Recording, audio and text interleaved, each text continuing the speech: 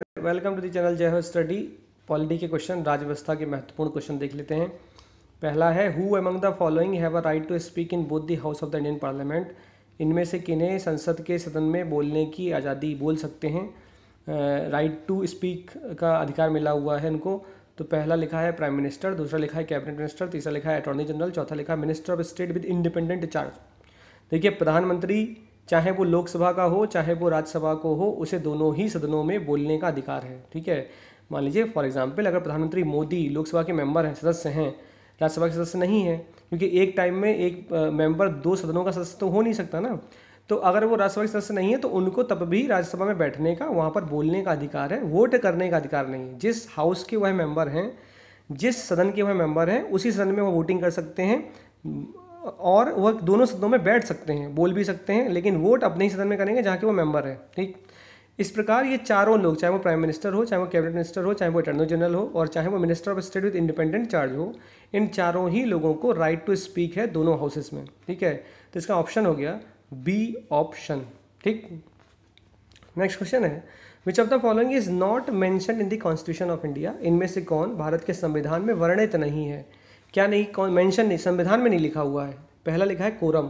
Quorum का हिंदी होता है गणपूर्ति। गणपूर्ति का मतलब होता है वह संख्या, वह मिनिमम संख्या जो सदन की बैठक को चलाने के लिए चाहिए, मतलब वह संख्या जो लोकसभा की बैठक को चलाने के लिए चाहिए, और वह मिनिमम संख्या, न्यूनतम संख्या जो राज्यसभा की बैठक को चलाने के लिए चाहिए। यह संख्या कितनी होती है? तो याद रखिए, कोरम बराबर 1/10 multiply by total number of the house, total member of the house, 1/10 total, कुल सदस्यों की संख्या का 10वां भाग, यह कोरम कहलाती है। ठीक, राज्यसभा में कितनी कोरम होगी? तो total member of the house in Rajya Sabha divided by 10।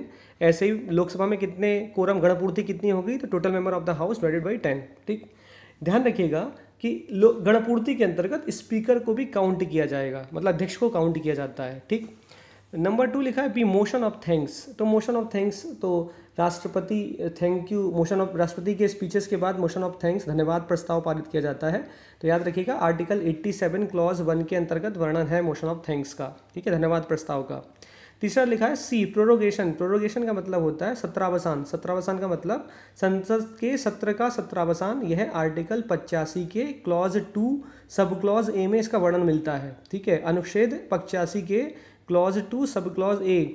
ये आपको याद नहीं करना है अनुच्छेद 85 का क्लॉज 2 का सब क्लॉज ए, तो मैं बताने के लिए बता रहा हूँ। आप इतना याद रखो कि प्रोरोगेशन का वर्णन है अनुच्छेद के अंतर्गत। नो कॉन्फ्रेंस मोशन, अविश्वास प्रस्ताव का वर्णन संविधान के किसी भी अनुच्छेद के अंतर नहीं मिलता। ठीक है, ये याद रखिए बस, संविधान के किसी भी अनुच्छेद के अंतर्गत नो कॉन्फिडेंस मोशन का वर्णन नहीं मिलता। ठीक, यह लोकसभा के रूल नंबर 198 के अंतर्गत मिलता है, लेकिन अविश्वास प्रस्ताव का वर्णन लोकसभा, मतलब संविधान के किसी भी आर्टिकल में इसका वर्णन नहीं है। आईएएस इस क्वेश्चन को पूछ चुका है 2018 में। ठीक है, नहीं, कुछ लोग आर्टिकल 75 मान रहे हैं कि आर्टिकल 75 में वर्णन मिलता, नहीं मिलता। अगला क्वेश्चन है, minister can not be a member of, इसमें से किन का मेंबर, सदस्य, मंत्री नहीं होगा। नंबर 1 लिखा कंसल्टेटिव कमेटी। कंसल्टेटिव कमेटी का मेंबर मंत्री होता है। नंबर 2 लिखा है पार्लियामेंट्री फोरम। पार्लियामेंट्री संसदीय फोरम होती है, इनके मेंबर भी मंत्री होते हैं। नंबर 3 लिखा है departmentally related parliamentary standing committee. इनके मेंबर मंत्री नहीं होते। ठीक है, तो departmentally related parliamentary standing committee जो होती हैं, उनके मेंबर मिनिस्टर नहीं होते। तो इसका मतलब, इसका आंसर हो गया, नंबर 3 के क्वेश्चन का आंसर हो गया सी, ओनली 3। ठीक है, नेक्स्ट है, which of the following is are the implication of imposing president rule in this state under article 356। अनुच्छेद 356 के अंतर्गत राष्ट्रपति शासन के क्या क्या इम्प्लीकेशन है। ठीक है, देखिए नंबर 1 लिखा है the parliament passes the budget for the state which is under the president rule. जो जिस राज्य में राष्ट्रपति शासन लगा है, उसके बजट को कौन पास करेगा? संसद पास करेगी। ये सही है गलत? यह एकदम सही है कि जिस राज्य में राष्ट्रपति शासन लगा है उसके बजट को संसद पास करेगी। ठीक, नंबर 2 लिखा है laws made by the parliament becomes inoperative at the end of president's rule in the state. अगर किसी राज्य में राष्ट्रपति शासन लगा है तो संसद के द्वारा बनाए गए कानून, राज्य की लिस्ट, स्टेट लिस्ट में जो प्रावधान किए गए हों मान लो, तो संसद के द्वारा बनाए हुए कानूनों में कानून खत्म हो जाते हैं अगर राष्ट्रपति शासन खत्म हो जाता है। तो ये एकदम गलत है, ऐसा नहीं है।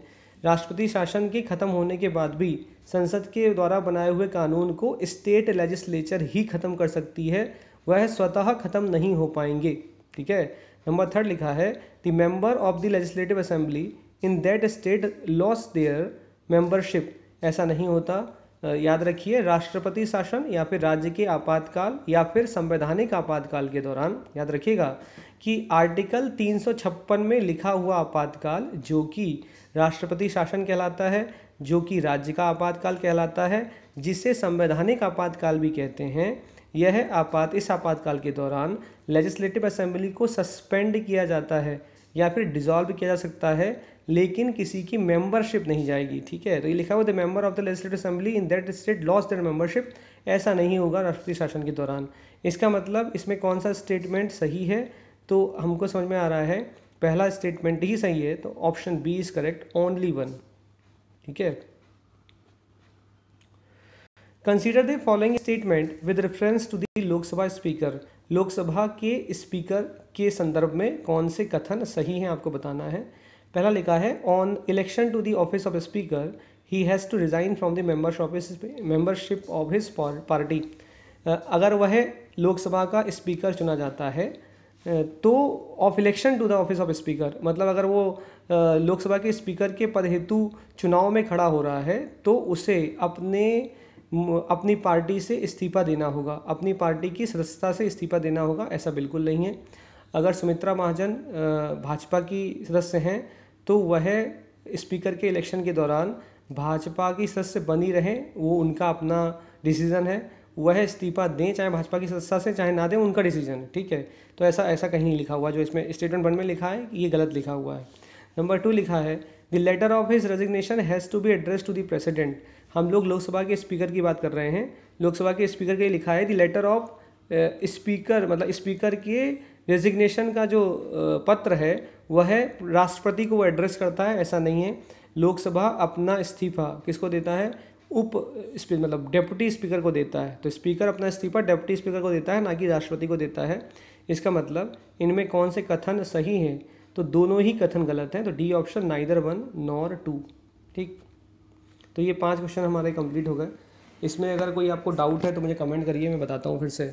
एक्चुअली क्वेश्चन आज हम लोग MCQ कर रहे हैं, इसलिए बीच में हो सकता है थोड़ा डाउट हो जाए। होना नहीं चाहिए, होगा भी नहीं, लेकिन तब भी कुछ होते हैं जो समझ में नहीं आए तो कमेंट कर सकते हैं, कोई दिक्कत नहीं, मैं बता दूंगा अगली क्लास में जब बोलूँगा तो बता दूंगा। ठीक है। तो ये खत्म हो लीजिएगा। स्पीकर अपना इस्तीफा डेप्यूटी स्पीकर को देता है और यह आवश्यक नहीं है कि अगर कोई संसद का सदस्य स्पीकर के पद हेतु लड़ रहा है तो उसे अपनी पार्टी की सदस्यता से इस्तीफा देना होगा, ऐसा नहीं है। सुमित्रा महाजन भाजपा की पार्टी मेंबर थीं, तो लोकसभा के स्पीकर के चुनाव के दौरान उन्होंने भाजपा की मेंबरशिप से इस्तीफा दिया या नहीं दिया, ये उनका पर्सनल डिस्क्रिप्शन है। ठीक है। उनकी पर्सनल पावर है, वो आप उसमें इंटरफेयर नहीं कर सकते। ये मैंने आपको बता दिया, ये मैंने आपको बता दिया, ये मैंने आपको बता दिया और ये भी मैंने आपको बता दिया। ठीक है। पॉलिटी के 5 क्वेश्चन खत्म हो चुके हैं। चैनल को सब्सक्राइब करिए, ज़्यादा से ज़्यादा देखिए, लोगों को शेयर करिए और फेसबुक चैनल को ज्वाइन करिए, आपको फ़ायदा होगा। इन शब्दों के साथ जय हिंद, जय भारत।